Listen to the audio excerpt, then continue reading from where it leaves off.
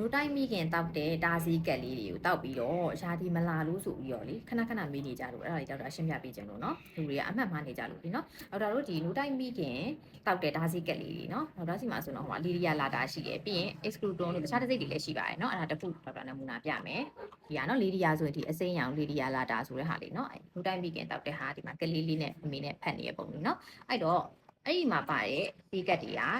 ဒီမှာ၄တန်းပါတယ်နော်ဒီ၄တန်းလုံးဒီ28လုံးလုံးကဟော်မုန်းတွေကြီးပဲအကုန်လုံးကနော်တခြားပုံမှန်နဲ့မတူတာပုံမှန်ဒါစီကက်တွေဒီ2မျိုးရောထားတဲ့ဟော်မုန်း2မျိုးရောတဲ့ဒါစီကက်တွေ okay လို့စိတ်ချလို့ဆိုလို့ရှိရင်ကြတော့ तू ကဒီလိုအောက်ဆုံးအတန်းမှာဟော်မုန်းမဟုတ်ဘူး तू ကအောက်ဆုံးတန်းမှာကြတော့ဒီတက်အာစီလေးတွေပေါ့နော်အဲ့တော့အဲ့စီကက်တွေတောင်းရင်ကြတော့အောက်ဆုံးတန်းရောက်ရင်ယာတီလာကြတယ်ပေါ့နော်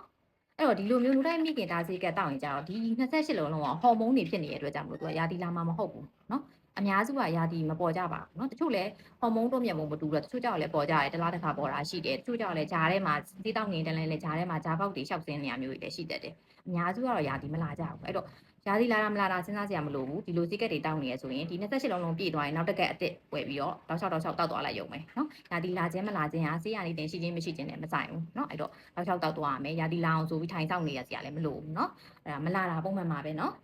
အမှန်မှန်နေကြမှာဆို